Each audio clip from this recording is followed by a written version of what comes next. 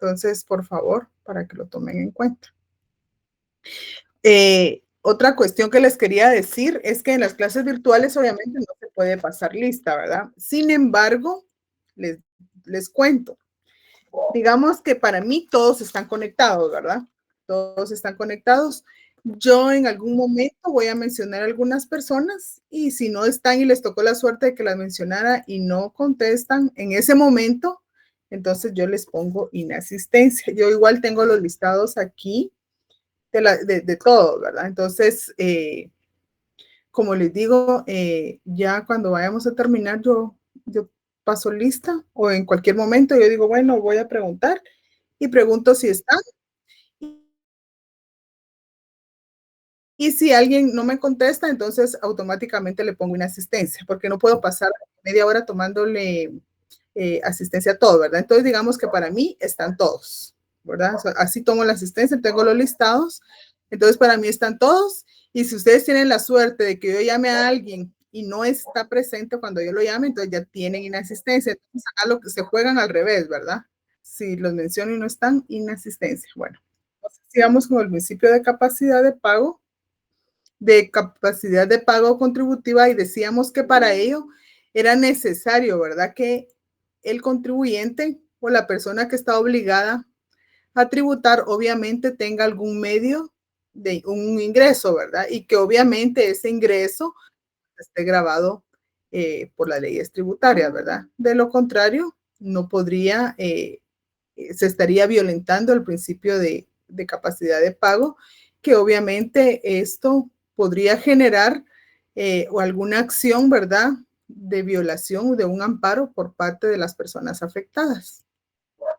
Tenemos el principio de generalidad que obviamente significa que una persona se va a hallar en la condición y el deber de contribuir, ¿verdad? O sea, esto es todos, ¿verdad? Hablamos entonces, debe tributar cualquiera que sea de su categoría social, no importa, pero media vez se encuadre, todos vamos a contribuir. Ese es el principio de generalidad, ¿verdad? Se refiere más a un aspecto, por ejemplo, que no se trata de que todos deban pagar, sino que nadie debe ser eximido de privilegios, ¿verdad? Entonces, eso es el principio de generalidad. Todos tenemos la obligación de pagar. En este caso, entonces, nadie puede estar exento. Obviamente, hay situaciones que la ley establece, ¿verdad? Pero el límite de la generalidad, obviamente, está constituido por esas exenciones. Obviamente, hay beneficios tributarios, pero a ciertas personas, ¿verdad? Que no tributan pese a configurarse el hecho imponible, pero obviamente tienen algún carácter, alguna característica, ¿verdad? Que les va a hacer como diferentes o que va a generar esa exención, ¿verdad? Entonces, ¿se recuerdan que decíamos entonces de esa exención que obviamente todas las leyes tributarias casi siempre hacen mención a las instituciones de beneficencia, colegios e institutos, ¿verdad? Públicos, obviamente, que están amparados por la Constitución Política de la República, ¿verdad? Como las entidades también de deporte, de agricultura. Entonces, obviamente esto está amparado por la Constitución Política de la República, ¿verdad? Y obviamente esa exclusión de la tributación, ¿verdad? A quienes también se encuentran en un nivel de pobreza, ¿verdad? Quienes no tienen ingresos suficientes para una existencia digna. Entonces, obviamente, ellos también quedan fuera de esa generalidad y que obviamente todos los gobiernos, ¿verdad? A nivel Estado, pues deben de entender que por esa renta que ellos necesitan, obviamente, para subsistir, también los hace como una excepción, ¿verdad? Para poder no incluirse en esa generalidad. Ahora, lo injusto sería que teniendo las posibilidades, a alguien se le beneficie solo porque sí, ¿verdad? Entonces, eso no aplicaría. Entonces, por ejemplo, en los países desarrollados, obviamente siempre se exime, por ejemplo, respetando, eximiendo el consumo de alimentos y bienes para subsistir. Obviamente dan exenciones o rebajas, ¿verdad? Al impuesto, por ejemplo, inmobiliario, que vemos, como les decía la vez pasada en clases del UCI, ¿verdad? Personas que obviamente tienen su necesario, un bien inmueble necesario, ¿verdad? Que obviamente obtuvieron, pero llega en un momento en que por su edad ellos ya no pueden trabajar, ¿verdad? Entonces, no pueden también obligárseles como a pagar, a contribuir, cuando obviamente lo que les queda es únicamente para subsistir, ¿verdad? Entonces, también en algunos casos, como por ejemplo en pandemia, se dieron cuenta que muchas veces también pedían que se quitara, retirar el IVA a los productos de la canasta básica porque todo estaba encareciendo, ¿verdad? Entonces, era algo que obviamente tendrían que haber puesto atención, obviamente, para una ayuda a la población, ¿verdad? Sin embargo, fueron otras formas que el gobierno tomó las medidas, ¿verdad? Para beneficiar que obviamente de esta percepción que nosotros vimos de cómo se manejó todo esto, pues obviamente se pudo establecer el efecto de causar el no respetar los principios constitucionales cuando se trata de tributar, ¿verdad? O, por ejemplo, cuando vemos cuál es la prioridad del gobierno en cuanto a recaudar, ¿verdad? Entonces, póngale, por ejemplo, el principio de generalidad se establece en el artículo 135 de la Constitución Política de la República, ¿verdad? Y dice que obviamente son derechos y deberes civiles ingerentes siempre a todos los guatemaltecos, ¿verdad? Además de los consignados en otras normas de la Constitución y leyes de la República, los siguientes. Y obviamente dice contribuir a los gastos públicos en la forma prescrita en la ley, ¿verdad? ¿Qué quiere decir en la forma prescrita en la ley? Obviamente, cuando se da el hecho generador, que obviamente nos va a afectar como contribuyentes porque nos encuadramos en ese hecho generador y nace la obligación de que contributemos, de que contribuyamos, ¿verdad? Entonces, los impuestos siempre se van a considerar, generalmente representan una cuota como parte del costo de producción de los servicios públicos que presta el Estado, ¿verdad? Obviamente los obtiene legalmente de los contribuyentes porque vemos que en base al principio de legalidad estos tienen que estar enmarcados en la ley, ¿verdad? Y obviamente por razones de necesidad social, todos nos vemos en la obligación de poder contribuir, ¿verdad? Como una consecuencia del pago, ¿verdad? Que nosotros vamos a recibir y que obviamente esto va a generar un derecho para el Estado, ¿verdad? Garantiza empleo y a cambio de eso hay leyes tributarias que obviamente van a regular esa facultad que nos obliga a la generalidad y obviamente teniendo como consecuencia únicamente, ¿verdad? O excepciones, aquellos casos que la ley plenamente establece y en casos de necesidad que, como les digo, se vería injusto que el Estado pueda obligar a pagar impuestos a cuyas personas obviamente apenas subsisten, ¿verdad? También está el principio de igualdad, que obviamente esto qué quiere decir, la capacidad contributiva que todos tenemos a misma cantidad de ingresos, misma cantidad de tributos, ¿verdad? A esto se refiere el principio de igualdad. Eso obviamente lleva a que fiscalmente sean considerados como iguales aquellos que para el legislador tengan similar aptitud de pago público. Porque también diríamos nosotros que no se podría alguien pagar menos, ¿verdad? Si obtiene los mismos ingresos. En consecuencia, siempre va a haber un tratamiento, obviamente, desigual, por así decirlo, diferente, pero por la capacidad o la cantidad de ingresos que va a obtener una persona, ¿verdad?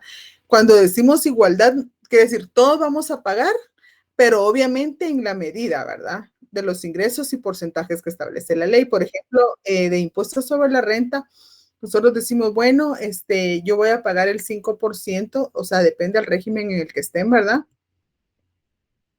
Y de esa cuenta, si alguien gana 10,000, entonces va a pagar una cantidad, ¿verdad? Y si alguien paga 7,000, otra cantidad, pero esto no va a ser que se viole este principio de igualdad, porque obviamente se están respetando los ingresos de los contribuyentes, ¿verdad? En base a lo que dé, eso va a contribuir. Esto es lo que se refiere al principio de igualdad. A igual ingreso, igual impuesto, ¿verdad? En los rangos, obviamente, que varios contribuyentes nunca van a recibir el mismo ingreso, ¿verdad? Pero la igualdad está en el deber de poder contribuir de manera equitativa, ¿verdad? Todos somos iguales tenemos la obligación para poder contribuir y obviamente respetando esos niveles. Por ejemplo, tenemos el fundamento legal del principio de igualdad. Obviamente, esto sabemos que el artículo 4 de la Constitución Política de la República establece dice el principio de igualdad ante la ley está regulado en el artículo 4 de la Constitución Política de la República. Y la igualdad como base del impuesto y de las cargas tributarias o públicas está contenidas en el artículo 135 del mismo cuerpo legal, ¿verdad? Obviamente el principio es más amplio puesto que se refiere a la igualdad genérica que comprende por lógica la igualdad en los tributos. El segundo desea enfatizar y dar mayor realce al postulado en materia impositiva, ¿verdad? Declarando a la igualdad como la base del impuesto y las cargas públicas. Obviamente este principio es el que debería de ser interpretado como el verdadero límite al poder fiscal, ¿verdad? Ya que el ejercicio obviamente siempre viene por parte del poder legislativo, que obviamente son los que crean las leyes, obviamente, y si se viola el poder judicial como intérprete de la Constitución, puede invalidar cualquier hecho que constituya, ¿verdad? Una violación a este principio de igualdad. Dígame, Ethel.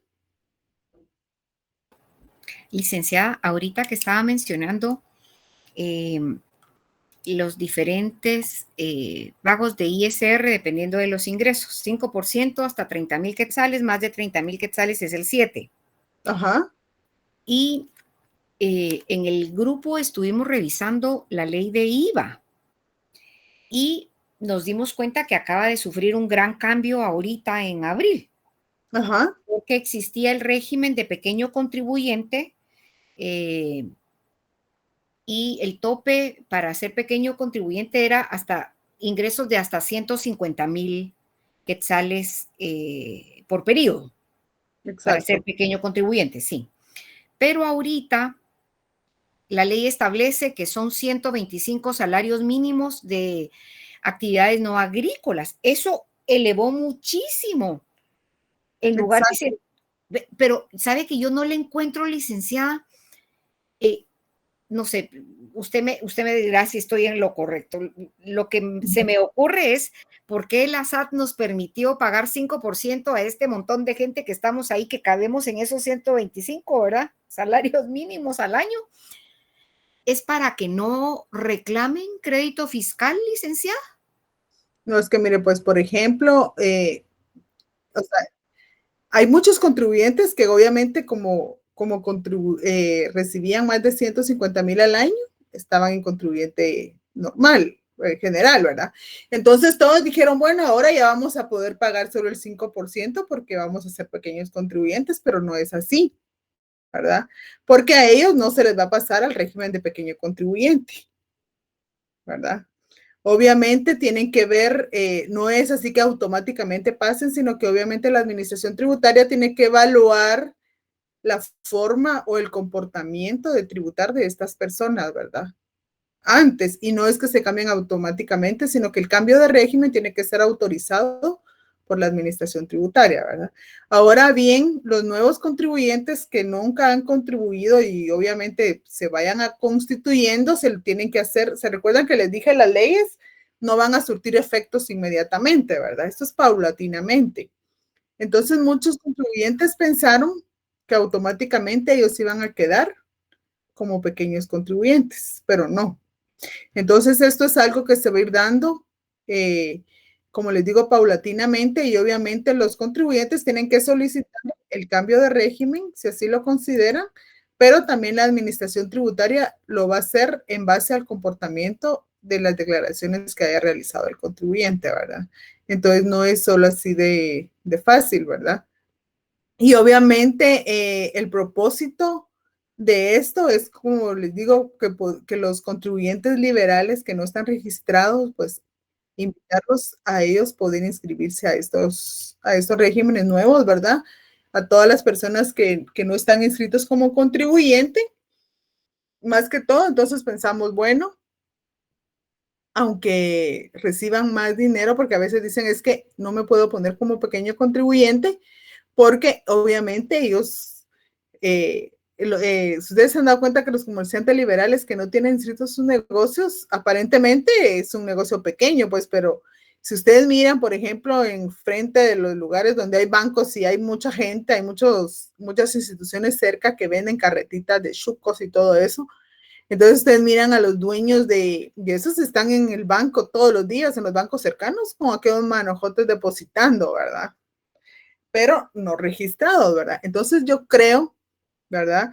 Que la creación de estos nuevos regímenes obviamente es para poder invitarlos a todos, ¿verdad? Que puedan contribuir y obviamente pues no se vean afectados porque obviamente, como decimos, va a ser el 5%, ¿verdad?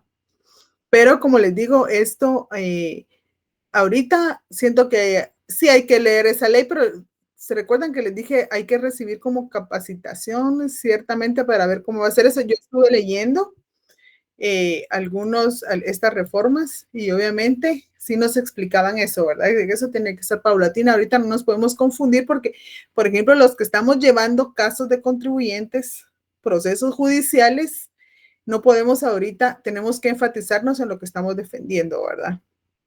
Entonces, obviamente, tocará ponerle atención, obviamente, sí hay que leer, ¿verdad? Porque sí hay que estar enterados de cómo son estos regímenes primarios. Ahora hay ciertos escalafones, ¿verdad? Ahora desaparecieron los agropecuarios porque ahora se incluyeron otros.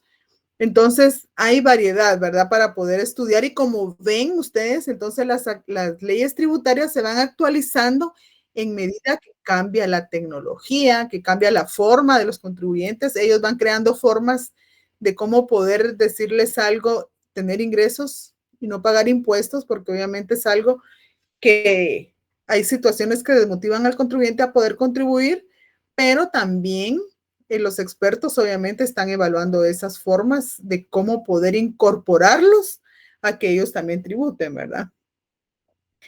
Entonces, bueno, no sé si le quedó clara la pregunta, Ethel.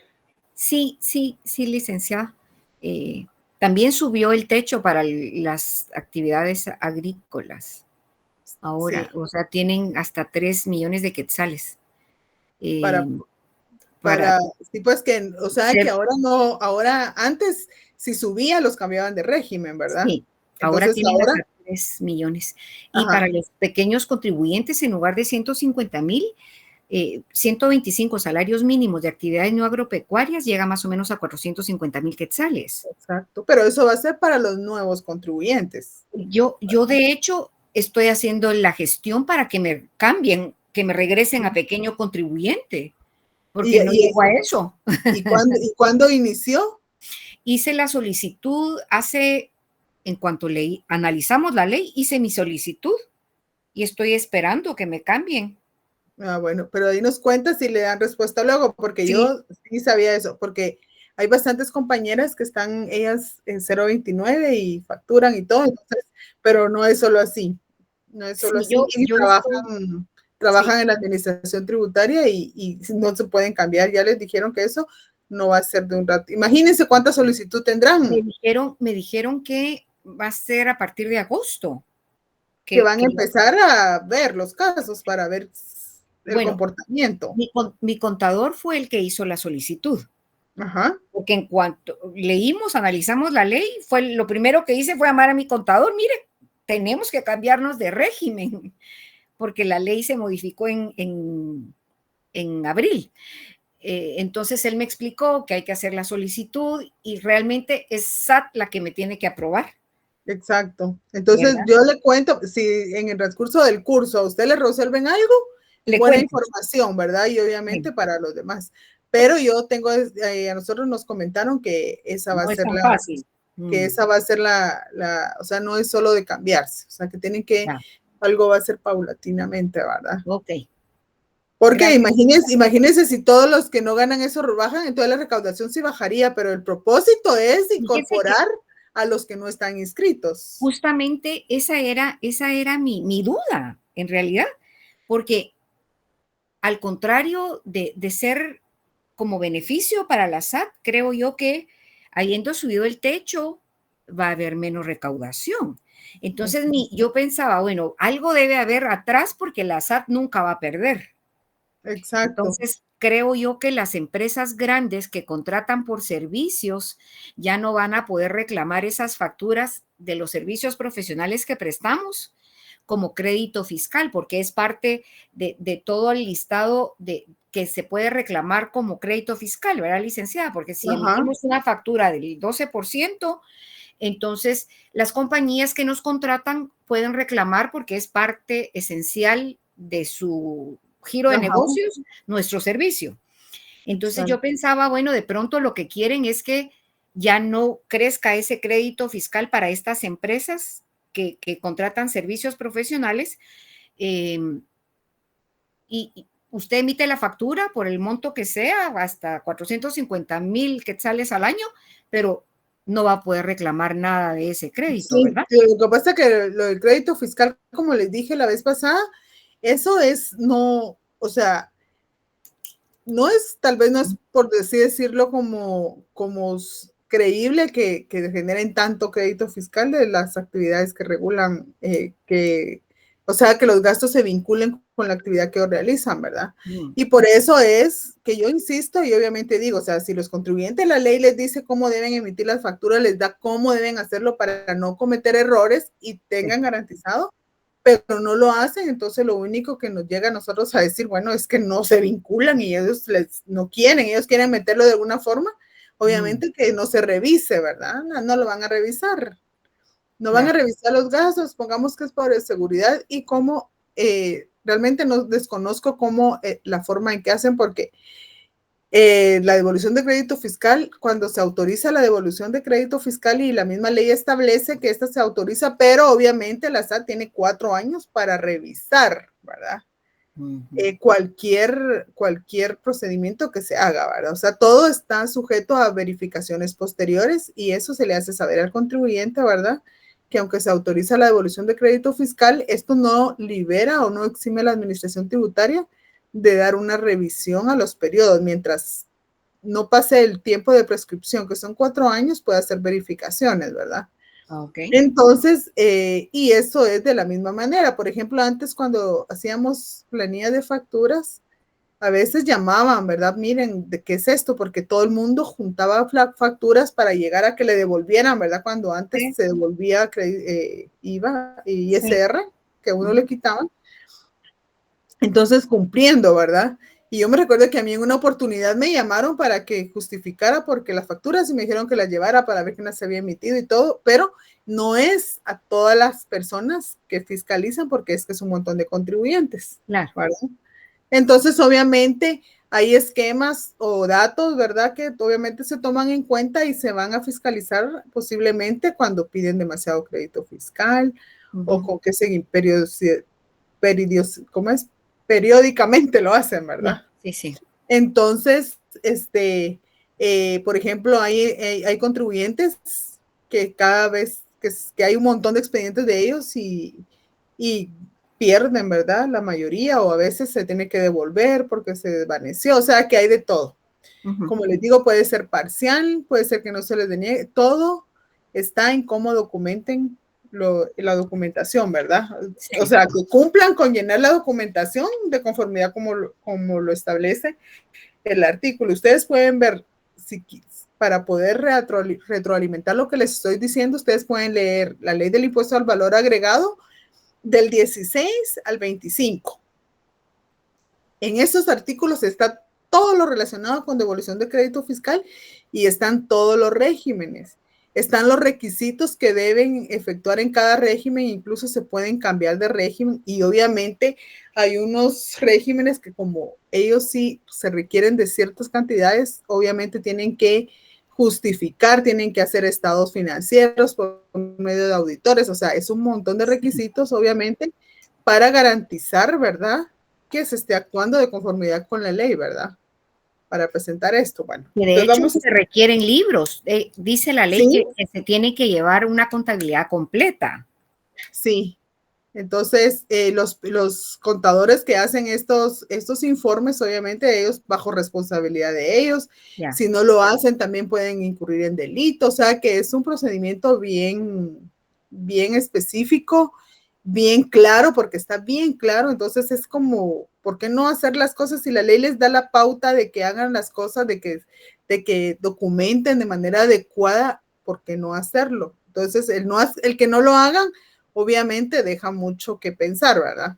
Entonces, obviamente esas situaciones son las que tenemos que ir viendo, ¿verdad? Y tener cuidado, o sea, por ejemplo, quienes defienden los intereses del Estado, ¿verdad? Sí, sí. Por eso les digo, y hay contribuyentes que obviamente ahorita están muy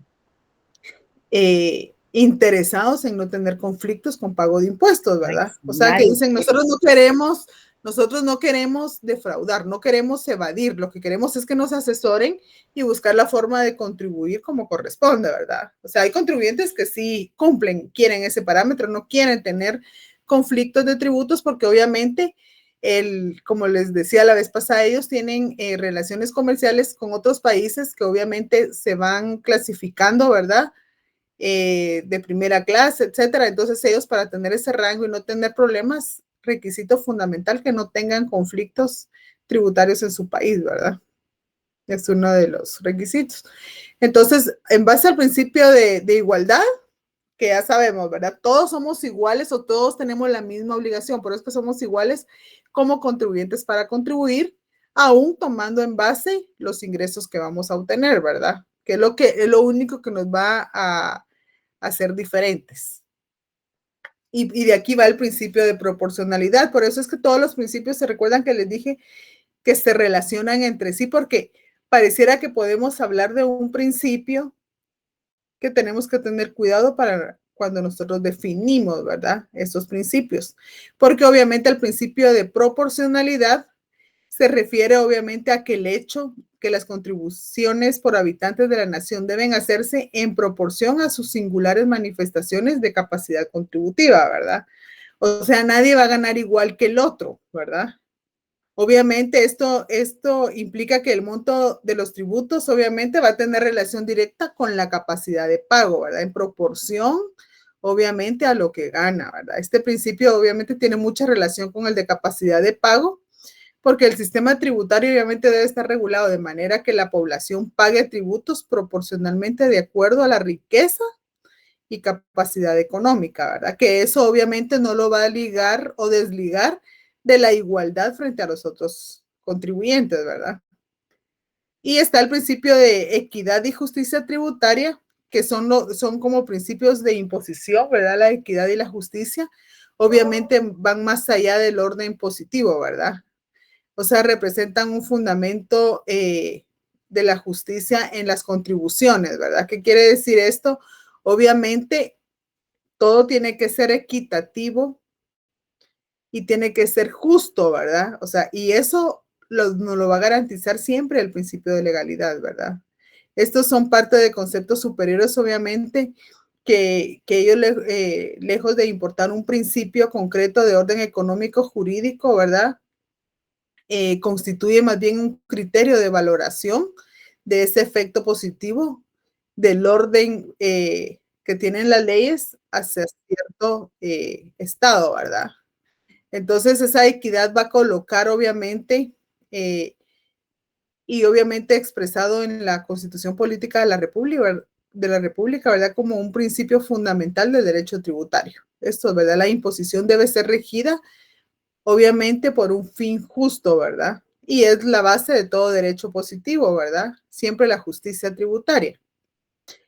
Cuando hablamos de justicia, obviamente, que también la Constitución Política de la República lo regula, no nos está haciendo de manera general, ¿verdad? Hablamos de justicia, estamos hablando en sentido de toda o sea, de todo concepto que pueda afectarnos. Por ejemplo, justicia, si hablamos de aplicación de las leyes penales, ¿verdad? Justicia, si hablamos también de las leyes laborales, ¿verdad? Como les decía, las ramas del derecho, la justicia se aplica en todas las ramas del derecho. Y obviamente el derecho tributario no es no va a ser la excepción, ¿verdad? En ese sentido, esa equidad se va a convertir obviamente en una razonabilidad, ¿verdad? Ya que todo tributo nunca puede ser injusto y por lo tanto, si de ser injusto, este tendría que ser inconstitucional, ¿verdad? Entonces, vamos a esa justicia legal, obviamente, que persigue el bien común de la sociedad, ¿verdad? Esto también supone la igualdad y la proporcionalidad, es decir, según las capacidades de cada quien, ¿verdad? La justicia legal va a ordenar los actos del hombre al bien común, al interés de la sociedad. ¿Y cómo se va a determinar eso, verdad? Obviamente el interés de la sociedad, más que todo de la familia, ¿verdad? Y obviamente va a determinar el comportamiento de cada individuo, ¿verdad? Que realiza por un mejoramiento económico a recibir ingresos, ¿verdad? Obviamente, el Estado le da todos los elementos para que él pueda obtener un trabajo, creando para ello todas las herramientas a comerciantes, contribuyentes que obviamente van a generar empleo, ¿verdad? Y esa efectividad o esa garantía que el Estado da, obviamente que parte desde que autoriza a personas a que creen empresas, obviamente apegándose a todos los lineamientos y requisitos que un Estado va a enumerar, es con el fin primordial y va encaminado, ¿verdad?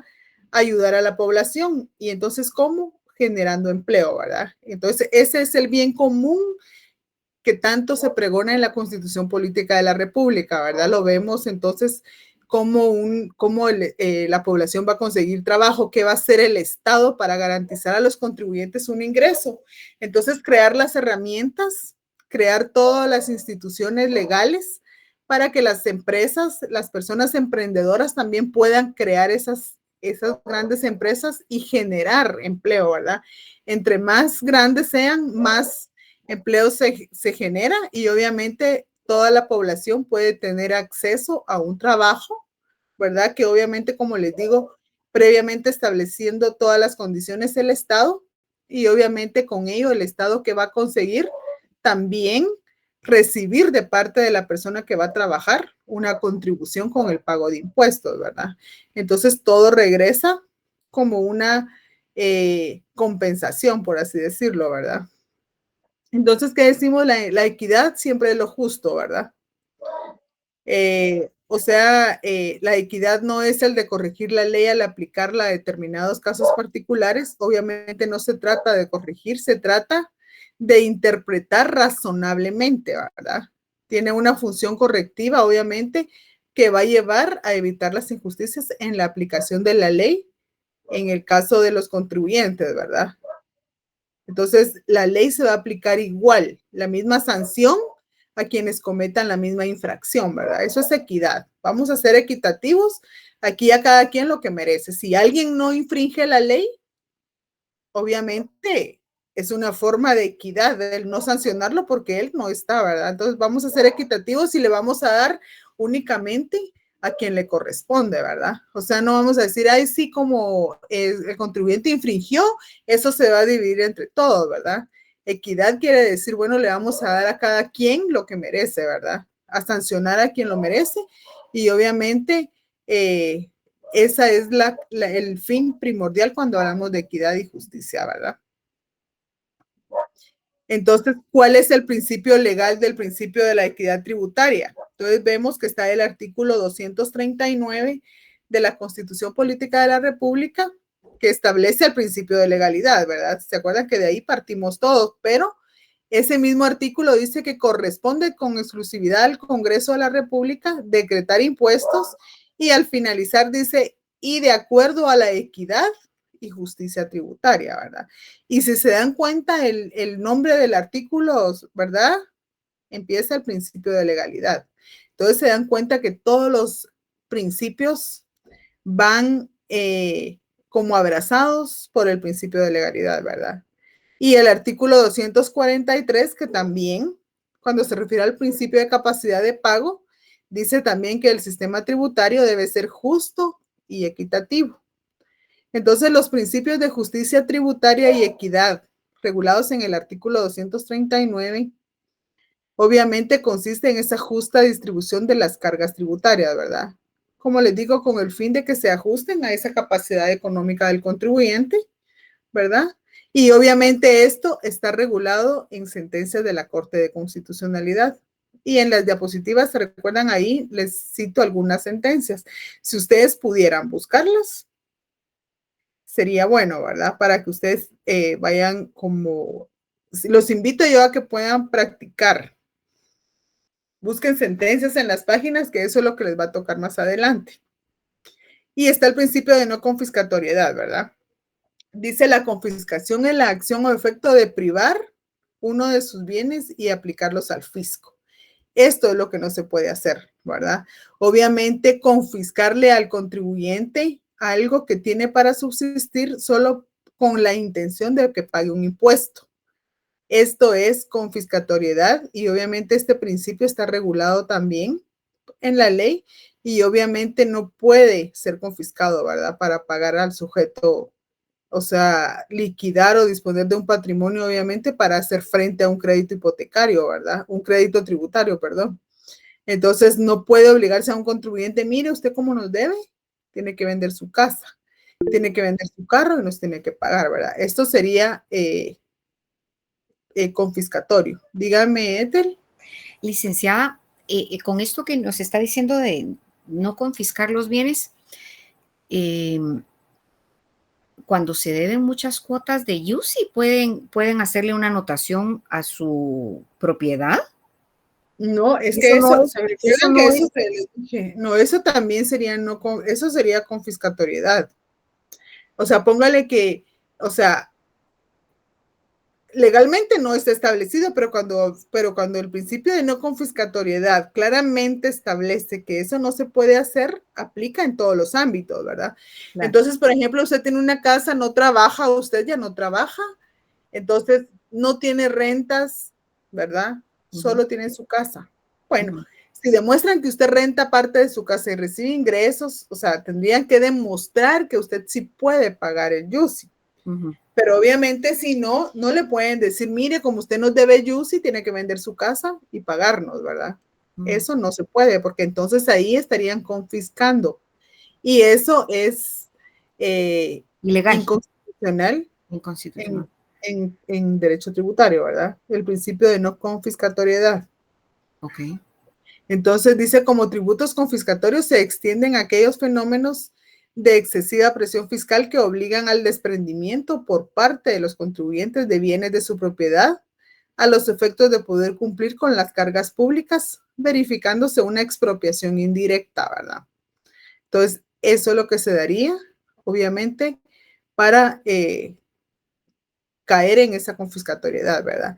Y el fundamento legal de este principio lo encontramos en el artículo 241 y en el 243 de la Constitución Política de la República. Entonces, el artículo 41 indica que por causa de actividad o delito político no puede limitarse el derecho de propiedad de forma alguna y se prohíbe la confiscación de bienes y la imposición de multas confiscatorias. En ningún caso pueden exceder del valor del impuesto omitido.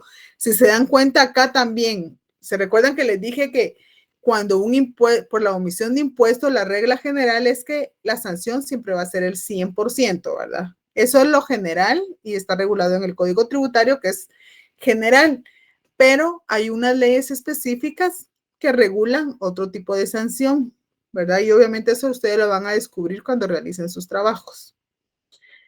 Entonces, y el artículo 243 también dice el principio de capacidad de pago, ¿verdad? El sistema tributario debe ser justo y equitativo. Para el efecto, las leyes tributarias serán estructuradas conforme al principio de capacidad de pago y se prohíben los tributos confiscatorios, ¿verdad? Entonces, ese es el fundamento legal 41 y 243 de la Constitución. Entonces, obviamente, vemos entonces estas materias y, por ejemplo, la Corte de Constitucionalidad estipuló, miren lo que argumentó en una sentencia, dice, está claro que lo que se prohíbe es el impuesto confiscatorio, es decir, aquel impuesto excesivo, que produce efectos indeseables, ¿verdad? Que excede el límite de lo razonable o aquellos que sustraigan una parte sustancial de la propiedad o la renta. En ese sentido, se ha señalado que en todo sistema constitucional donde se encuentran establecidos principios rectores del ejercicio del poder tributario del Estado y se garanticen los derechos fundamentales de los ciudadanos, las tributaciones confiscatorias pueden ser consideradas inconstitucionales, ¿verdad? Siendo el problema esencial determinar desde el punto de vista jurídico cuándo un impuesto puede considerarse confiscatorio. Entonces, cuando nosotros ya sabemos qué es confiscatoriedad, inmediatamente ustedes pueden identificar que se está dando para poder plantear entonces, ¿verdad?, una inconstitucionalidad. Ahora, por ejemplo, la clasificación, por ejemplo, de la confiscación de tributos, dice la confiscación por un tributo originada en tributos singulares se configura cuando la aplicación del tributo excede la capacidad contributiva del contribuyente, ¿verdad? Disminuyendo su patrimonio e impidiendo ejercer su actividad. Entonces, estos son los elementos que nosotros tendríamos que identificar. Nos encuadramos en esto, entonces ya sabemos, ¿verdad? Confiscación por una suma de tributos. Así como un tributo singular puede ser considerado como exorbitante y por tanto confiscatorio, la misma situación puede darse ante una concurrencia de tributos, ¿verdad? Cuya sumatoria se transforma en imposible soportar por el contribuyente. Obviamente esto tiene que ser demostrado, ¿verdad? Esto de la confiscación tiene que ser demostrado y obviamente avalado con documentación, ¿verdad? Y está el principio de doble o múltiple tributación, ¿verdad? Que muchas veces los identificamos, pero no necesariamente es que se dé como nosotros pensamos, ¿verdad? Ahorita les explico. Desde el punto de vista económico, dice cuando determinada manifestación de capacidad contributiva es grabada 2 o más veces, se produce una doble o múltiple imposición. Se tipifica cuando un mismo contribuyente está sometido al pago de más de un impuesto, de igual naturaleza por el mismo hecho generador, por idéntico periodo aplicado por más de un ente político, ¿verdad? Público debe ser aquí, que tenga el correspondiente poder original de crearlos. Entonces, ¿qué pasa acá? Dice, hay 5 elementos que tiene que darse para que ocurra esta doble o múltiple tributación, ¿verdad? Que sea un mismo sujeto pasivo, o sea, un mismo contribuyente, que dicho contribuyente sea sometido al pago de más de un impuesto y que el tributo sea de la misma naturaleza, que sea por el mismo hecho generador y que sea por el mismo periodo impositivo. Y obviamente por lo general no aparecen en la misma norma, sino diversos en varias disposiciones. Entonces, por ejemplo, a veces cuando hablamos de la ley del impuesto, legados y donaciones, a veces en la ley del timbre fiscal, dice se exoneran, a veces se hace relación a ciertos documentos que se pueden elaborar en materia de donación. Dice, entonces se paga tanto si no se ha cumplido en tal, o lo mismo remite también a la ley del impuesto al valor agregado, ¿va? Lo que ya pagó IVA, o por decirlo, ya pagó impuesto de timbre fiscal en un acto, ¿verdad? Por ejemplo, si se va a pagar IVA en formulario o se va a pagar en timbres fiscales, ¿verdad? El impuesto cuando se celebra, se hace un documento notarial. Entonces aquí se excluye uno del otro porque entonces ahí habría doble o múltiple tributación. Dígame, Ethel. Licenciada, con esto de la doble tributación, por ejemplo, el pago del IVA por salarios, por servicios profesionales. Usted paga 12 o 5% de IVA, pero también le cobran 5 o 7% de ISR. Eso no se considera una doble tributación porque el mismo hecho, o sea, los servicios que usted está prestando son los que se están, los que Sí, están siendo efectos. pero al final de año usted hace una liquidación, ¿verdad? Porque, por ejemplo, a mí me descuentan ISR Todos los meses. Me descuentan ISR todos los meses. Todos los meses. Pero cuando uno hace su planilla, esos 600 que se lo devuelven, se lo restan al ISR, o puede ser... A mí nunca me han devuelto. Porque tal vez no lo ha declarado, pero sí le devuelven a uno. Sí hago, bueno, es que antes devolvían bastante, ahora en base a las facturas, ¿va? Ustedes cuentan ISR y entonces uno reporta, ahorita lo más que le pueden devolver son 600, ¿verdad? Por la modificación que le hicieron, pero le devuelven, sí. Con las facturas del IVA, usted le devuelven ISR. Ah, ok. Entonces, es una operación que hace y obviamente al final, como le digo, eso sí, los auditores son los que manejan este tema, pero yo lo que sí sé es que a mí me descuentan ISR y me devuelven 600 por por hacer la planilla del IVA, ¿verdad? Que antes de que se regulara que solo eran 600, si uno en facturas llegaba a 10,000, le devolvían a uno 10,000 de ISR con el IVA, o sea, como compensaban, ¿verdad? Wow. Igual pasa los que pagan ISO, ¿verdad?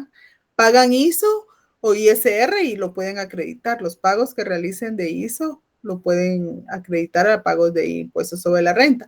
Pero como le digo, esas cuestiones, los auditores son los encargados de explicar cómo procede esto, ¿verdad? Cuando hay compensación y obviamente hay unos supuestos en la ley del ISO que regulan cómo debe declararse, ¿verdad? Y cómo aplica. Hay unos supuestos que se tienen que encuadrar el contribuyente y que muchas veces también juegan para beneficiarse, ¿verdad? Entonces no pueden cambiarse de un régimen a otro, o sea, hay ciertas reglas, ¿verdad? Pero aquí aplica, ¿verdad? O paga uno o paga el otro. Entonces, por lo general, las mismas leyes establecen cuándo no se paga. Por ejemplo, que pueden decir se puede pagar a excepción de o cuando haya pagado al impuesto. Las mismas leyes lo tipifican y ustedes se van a dar cuenta y si van identificando eso en alguna ley, sería bueno que lo subrayen para que lo mencionen acá. Ok, gracias, licenciada. Vaya. Entonces ya sabemos, ¿verdad? Que se prohíben los confiscatorios y doble o múltiple tributación. Y obviamente está el principio también bien importante, que es el principio de irretroactividad, ¿verdad? Entonces, obviamente significa que ustedes saben que todo esto del principio de irretroactividad quiere decir que la ley nunca va a tener efecto retroactivo, ¿verdad?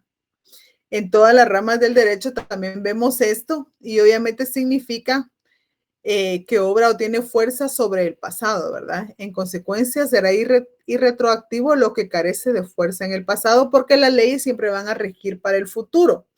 Pero en materia tributaria, obviamente, se va a aplicar en beneficio del contribuyente. Entonces, el Código Tributario consigna, ¿verdad?, que las leyes se aplicarán desde que entra en vigencia, además de regular que se conserva la posición jurídica constituida bajo una ley anterior, bajo el imperio de otra, o sea, un derecho adquirido.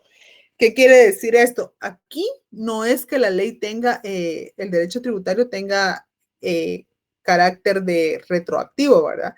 Sino que simplemente, por ejemplo, está en un privilegio de exención, por decirles algo, bajo una ley que les dieron a ustedes una exención por... Ustedes saben, las exenciones que son otorgadas no pueden ser otorgadas por más de cierto tiempo. ¿Ustedes saben cuál es ese plazo? ¿Alguien sabe?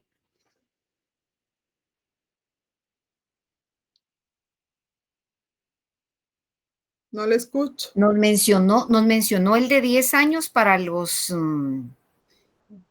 Bueno, entonces digamos que por 10 años, ¿verdad? No pueden ser extendidas por más de 10 años.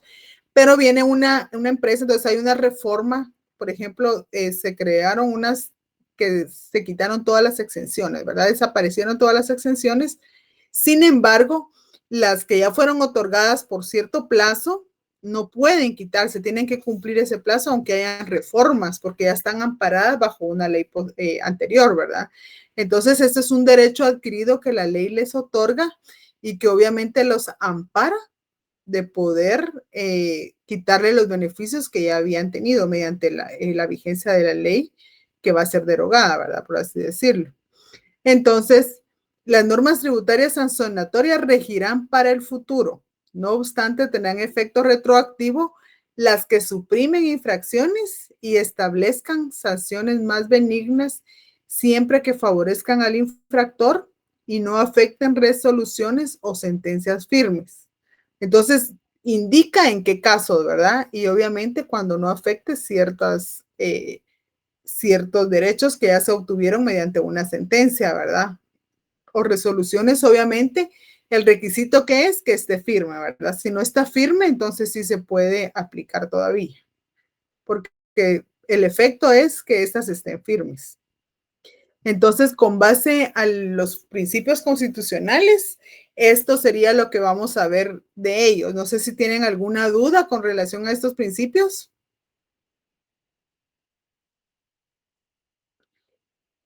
Y les voy a subir una presentación de la eficacia de las leyes tributarias, que obviamente estas van encaminadas a ver la integración de normas que debemos hacer en derecho tributario, ¿verdad?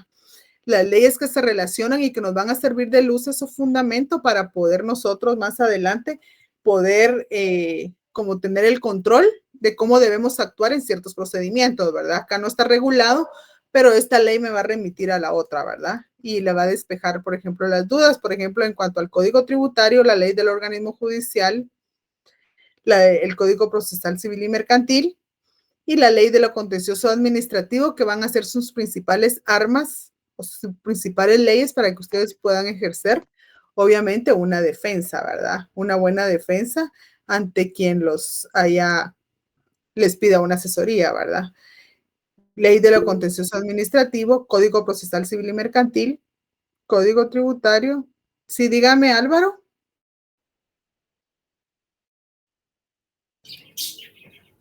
Una consulta. ¿El principio de retroactividad en qué artículo lo podemos encontrar? Perdón. ¿Tiene el artículo, el Código Tributario? Sí. ¿Puede leer el 66?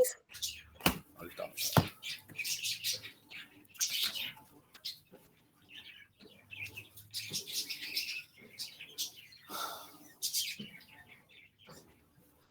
Dice, artículo 66.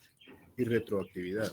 Las normas tributarias sancionatorias regirán para el futuro. No obstante, tendrán efecto retroactivo las que supriman infracciones y establezcan sanciones más benignas, siempre que favorezcan al infractor y no afecten a las resoluciones o sentencias firmes. Sí, ese es el fundamento legal en materia tributaria. Entonces ahí está ese principio. Directamente es en el 66 el que me mencionó. Ajá, exactamente. Entonces, el código tributario, ustedes pueden leer, miren, esa va a ser su arma de todo, porque en el código tributario está todo lo general, ¿verdad? Lo que nos va a servir, y como les digo, cualquier cosa que no se regule ahí, el mismo código nos transfiere a otras normas, ¿verdad? Aparte, las leyes específicas que regulan cada impuesto. Entonces, por ejemplo, si alguna ley de un impuesto no regula la sanción, ¿verdad? Entonces sabemos que es el 100%. Si la ley establece otra sanción diferente al 100%, que hay unas leyes que así lo tienen, entonces prevalece la norma específica, ¿verdad? Y por eso es que vamos a aplicar entonces también la ley del organismo judicial y el código tributario, que también indican en qué forma vamos a interpretar o vamos a darle prioridad a las leyes tributarias. Entonces nos vamos a quedar hasta acá el día de, bueno, hoy sí tienen hasta las 8:30, ¿verdad? Porque es virtual.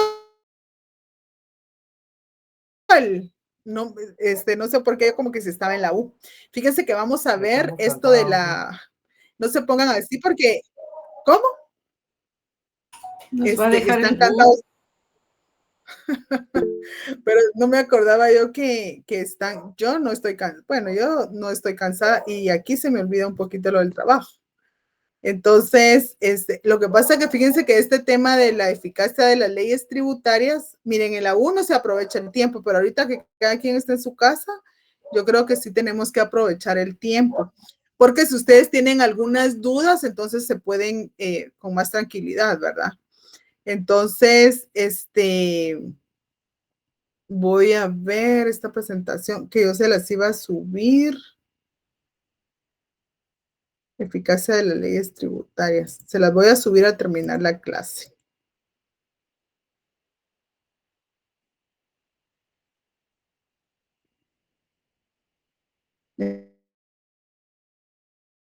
Entonces, miren, pues, por ejemplo, acá, la eficacia de las leyes tributarias, como dijimos, está siempre sujeta a la interpretación y la integración de leyes, ¿verdad? Entonces, por eso es que debemos nosotros conocer cuáles son las fuentes del derecho tributario. De ahí partimos nosotros para cualquier acto, ¿verdad? Actuación, memorial, lo que ustedes quieran a partir de este principio, ¿verdad? La fuente siempre más importante, obviamente, es el principio de legalidad, ¿verdad? Que en este caso, pues la Constitución Política de la República es la que lo va a estipular. Y de ahí, como dijimos, se emanan todas las leyes ordinarias, ¿verdad? Entonces, la ley del organismo judicial, obviamente, que es una de las herramientas también importante y que obviamente también es de rango constitucional, tiene estipulado que los preceptos fundamentales son, por ejemplo, son las normas generales, obviamente de aplicación, interpretación, integración del ordenamiento jurídico, ¿verdad? Entonces, las fuentes del derecho, dice la ley, es la fuente del ordenamiento jurídico y la jurisprudencia obviamente la va a complementar. ¿Por qué va a ser la jurisprudencia? Porque la jurisprudencia obviamente la conforman las leyes, las sentencias, perdón, reiterativas, ¿verdad? Con fallos reiterativos en el mismo sentido, que obviamente como ellos son los que han analizado las leyes y aplican esa ley, entonces le da fuerza, ¿verdad? Por eso es jurisprudencia, porque dice obviamente la ley y es reforzada por esos criterios. ¿Qué quiere decir? Bueno, la ley ya fue analizada por expertos, ¿verdad? En base a ellos, para que no haya como decirle a un contribuyente, miren, no tienen por qué estar argumentando tanto. Ya hay sentencias firmes en un mismo fallo que forman jurisprudencia y que a ustedes les puede servir. Por eso les digo, desde que ustedes pueden iniciar un procedimiento administrativo. Si ustedes como abogados los van a asesorar, ustedes tienen, porque como abogados, obviamente, les digo, ya tendrían ustedes que acceder a este tipo de sentencias y obviamente ya tener un panorama de cómo les va a ir en todo el procedimiento. Porque pueden decir ustedes, pues, voy a encontrar con un camino lleno de obstáculos que obviamente la administración tributaria va a querer siempre tener la razón, pero yo voy a reforzar, voy a argumentar y desde el principio, desde el procedimiento administrativo, citar, ¿verdad? Citar con aquella seguridad de que ya es jurisprudencia emanada por la Corte de Constitucionalidad y que está fundamentando, obviamente, todos los argumentos que ustedes van a utilizar para defender, ¿verdad? Entonces, con esto ustedes pueden llegar hasta el final de un procedimiento con la convicción, obviamente, de que están realizando bien esa defensa, ¿verdad? Entonces, el artículo 10 de la ley del organismo judicial dice que las normas se interpretan conforme a su texto, según el sentido propio de las palabras y a su contexto, de acuerdo a las disposiciones constitucionales. Seguramente este artículo ustedes ya lo han leído, pero vamos a recordarlo en este caso para que tengan esa seguridad de la que les hablo, ¿verdad? Y obviamente dice el conjunto de una ley va a servir para ilustrar el contenido de cada una de sus partes, pero los pasajes oscuros de la misma se podrán aclarar en el orden siguiente, ¿verdad? A la finalidad y al espíritu de la misma y a la historia fidedigna de su institución. ¿Esto qué quiere decir? Que obviamente el objetivo de crear leyes tributarias es con el derecho de recaudar, ¿verdad? ¿Cuál es el principal? Entonces vamos nosotros a recaudar, pero también vamos a ver el espíritu de la norma. Y se recuerdan que yo les decía, el Código Tributario tiene muchas ventajas para los contribuyentes que quieren pagar sus impuestos o que si han cometido errores, ellos quieren hacerlo, ¿verdad? Obviamente son cuestiones que se regulan y que llevan ese espíritu de poder ponerse a la disposición y darle todas las herramientas al contribuyente de también poderse beneficiar en caso él tenga la buena intención de pagar, ¿verdad?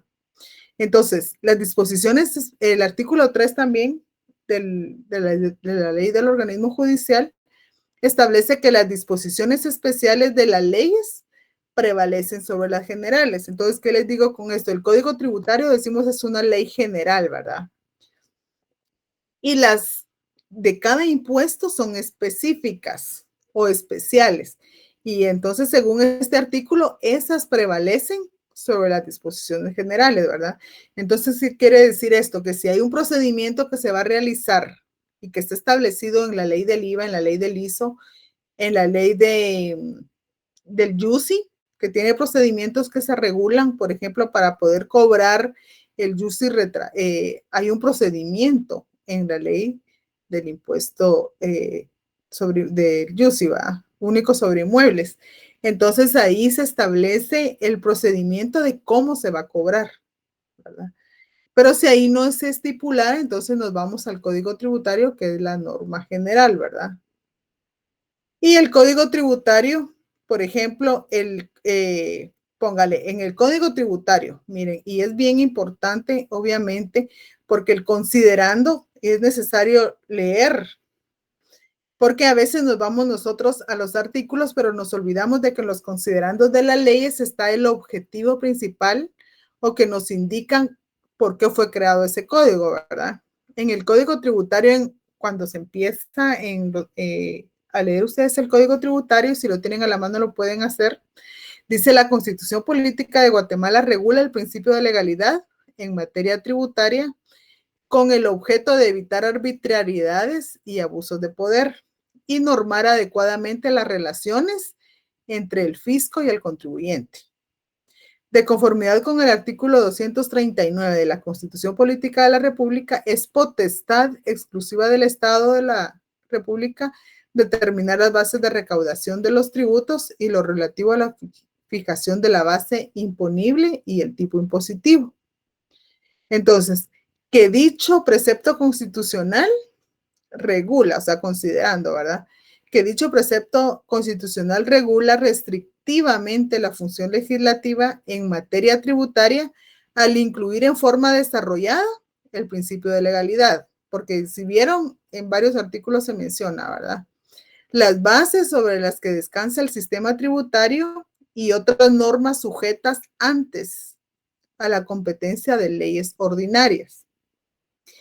Que es conveniente emitir un código tributario para que las leyes de esa materia sean armónicas y unitarias, se sujeten a lo preceptuado por la Constitución Política de la República y para uniformar los procedimientos y otras disposiciones que son aplicables en forma general a cualquier tributo y para evitar la contradicción, repetición y la falta de técnica legislativa en las leyes ordinarias.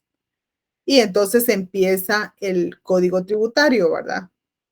Con el carácter y campo de aplicación. Y claramente establece en el artículo 1 que las normas son de derecho público y regirán las relaciones jurídicas que se originen de los tributos establecidos por el Estado, con excepción de las relaciones tributarias aduaneras y municipales a las que se aplicará en forma supletoria.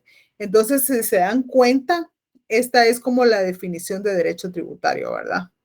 Conjunto de normas de derecho público que rigen las relaciones jurídicas que se originen entre los tributos establecidos por el Estado, con excepción de las relaciones tributarias aduaneras y municipales, ¿verdad? ¿Por qué? Porque el Código Aduanero Uniforme Centroamericano y las municipalidades el Código Municipal tiene sus propios procedimientos, pero a ese se aplicará el Código Tributario en forma supletoria. Entonces, en materia aduanera,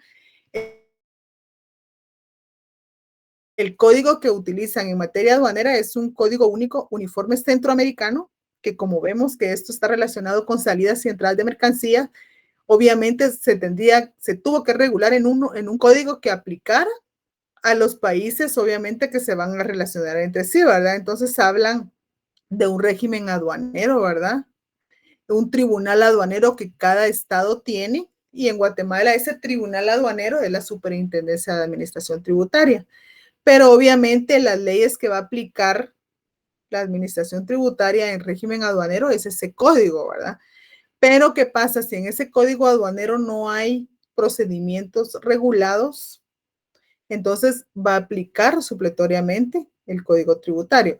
Y si ustedes han leído estos códigos y su reglamento, el Cauca y el Recauca, entonces son enormes y tienen un montón de cuestiones reguladas, obviamente definiciones que entendemos por mercancía, las zonas francas, o sea, es un campo bien completo, ¿verdad? Pero cuando nos vamos a aplicar a procedimientos administrativos, obviamente, si no están, hay algunas cuestiones que no se regulan, entonces nos vamos al Código Tributario, que como bien ustedes podrán ver, aquí se establece que se aplican de forma supletoria.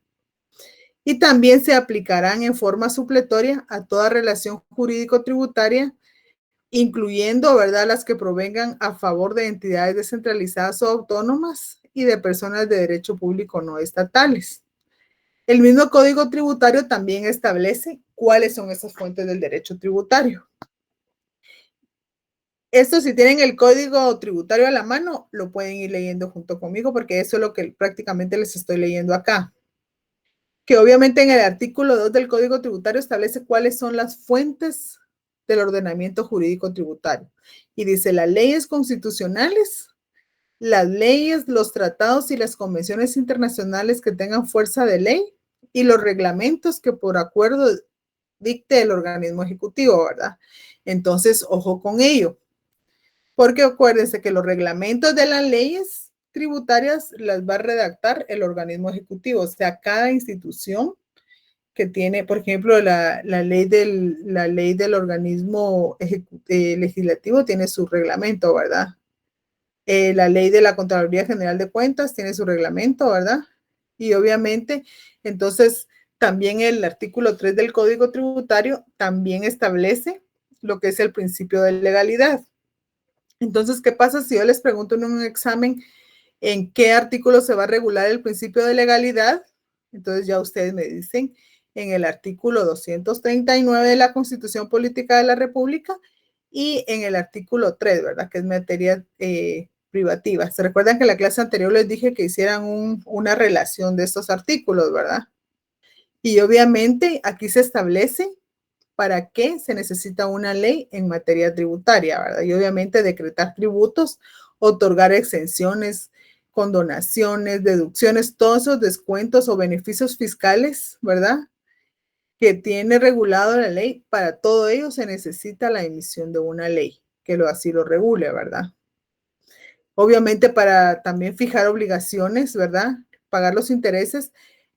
Algunas leyes, por ejemplo, en aduanero antes no se establecía que se pagaran intereses resarcitorios, ¿verdad? Solo decía se confirma la multa y si no se especificaba que era el 100% de la multa, no se ponía, no se sancionaba en materia aduanera, ¿verdad? Hubo un tiempo que decía, bueno, si no dice, la resolución no está diciendo más multa e intereses, solo se va a cobrar el importe del impuesto dejado de pagar, ¿verdad? Entonces tienen que fijar y establecer, obviamente, de manera que quede claro, ¿verdad? Una resolución, por ejemplo, si le notifican al contribuyente una resolución que indica que solo tiene que pagar la multa, ¿verdad? A ustedes les pueden indicar, mire, pero es que el Código Tributario dice que también tiene que pagar el 100% de la sanción. Ojo con ello. Por eso es que tienen que estar bien pendientes de lo que van a leer ustedes en una resolución, ¿verdad? Que establece la resolución y dice también a lo literal de la resolución, ¿verdad? Porque si en la resolución solo dice el contribuyente debe pagar tanto por ciento o sea, 3,000 quetzales de impuesto que dejó de pagar, pero en la resolución no dice más del 100% o más la multa del 100% e intereses resarcitorios, ojo con ello, porque entonces ahí ustedes dicen, disculpen, pero acá no me están sancionando a multa, ¿verdad? Entonces son cuestiones que ustedes tienen que ir verificando en cada actuación o documento que sea emitido, ¿verdad? Y obviamente esto es lo que a ustedes les va a garantizar una buena defensa, ¿verdad? El estar pendiente de que sí están conscientes de qué es lo que están leyendo y no solo vamos a ir a impugnar porque no, pero hay que leer bien y qué es lo que vamos a impugnar. Esclarecer bien en el documento que vamos a presentar ante la administración tributaria, o sea, ya un órgano jurisdiccional, pero bien fundamentado, ¿verdad? O sea, que digan, bueno, sí sabe lo que está pidiendo, ¿verdad? No solo porque no estoy de acuerdo. Entonces, obviamente, el principio de legalidad, entonces, como sabemos, están reguladas en el artículo 3 del Código Tributario, ¿verdad? Y en el artículo 4 habla los principios aplicables a interpretación, miren. Entonces dice, la aplicación, interpretación e integración de las normas tributarias se hará conforme a los principios establecidos en la Constitución Política de la República de Guatemala, los contenidos en este código y en las leyes específicas, en las leyes tributarias específicas y la ley del organismo judicial. Entonces, si se dan cuenta, son las mismas leyes que siempre vamos a utilizar, ¿verdad? Obviamente habla de la integración por analogía, que obviamente cuando hay oscuridad o no se puede entender una ley, ¿verdad? Obviamente, por analogía, dice, no pueden instituirse sujetos pasivos ni crearse o modificarse o suprimirse obligaciones tributarias, exenciones, ¿verdad? O sea, si no entendemos, obviamente tenemos que verificar, ¿verdad? Que no puedan crearse, obviamente, al sujeto pasivo perjuicio, por así decirlo, ¿verdad? Obviamente cada quien lo va a utilizar en la forma en que lo vaya a interpretar, ¿verdad? Dice, sin embargo, dice, por aplicación de analogía, no podrán instituirse sujetos pasivos, o sea, no pueden crearse contribuyentes, ni crearse, modificarse o suprimirse obligaciones, exenciones, exoneraciones, descuentos, deducciones u otros beneficios, ni infracciones o sanciones tributarias. Entonces, el artículo 6 también habla que en caso de conflicto entre leyes tributarias y las de cualquier otra índole, predominan en su orden de este código, dice, o las leyes tributarias relativas en materia específica, ¿verdad? Entonces, en leyes tributarias siempre va a predominar el código tributario. Por ejemplo, les pongo, yo creo que más adelante tenemos este ejemplo, pero por ejemplo, cuando ustedes van a interponer el proceso contencioso administrativo, ¿verdad? Hay una ley que regula lo contencioso administrativo y que más adelante el Código Tributario nos remite a ella. Pero en esa ley de lo contencioso administrativo hay un plazo para interponer el proceso contencioso administrativo. ¿Saben de cuánto es el plazo en esa ley?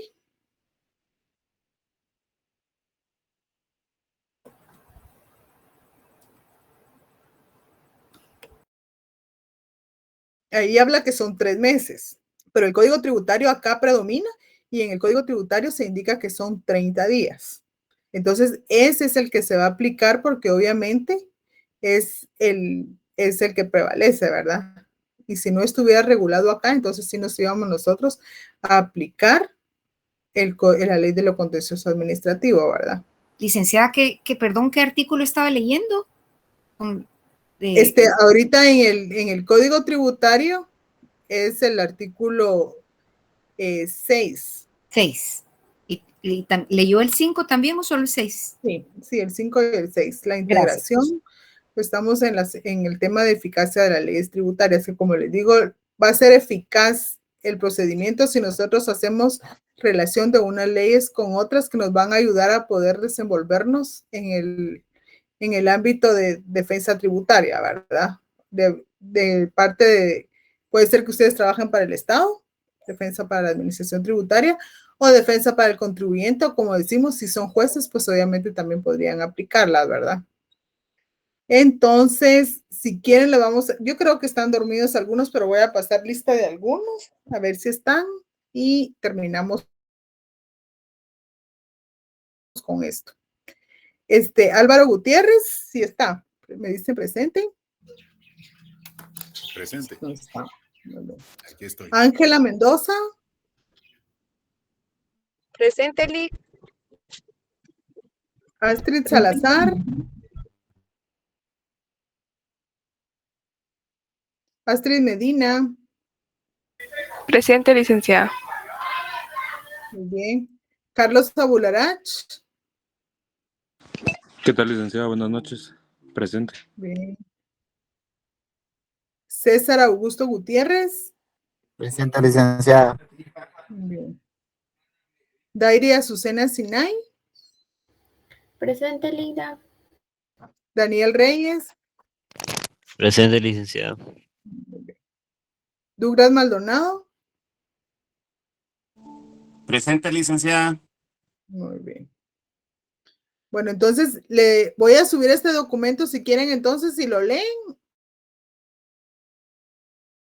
Y recibimos clases el día martes presencial, primero Dios, y ya con los grupos hoy. Entonces, lean porque sí quiero que participen en clase, no solo quiero estar repitiendo. Entonces, para poder avanzar y nos vamos al otro tema. Y así ya de hecho empezamos en materia, que es lo más bonito, ¿verdad? Los procedimientos. Entonces, que tengan una feliz noche. No sé si tienen una duda hasta ahorita, si no, ahí dejamos. Todo bien, licenciada. Perdón, Lidia, sí estoy...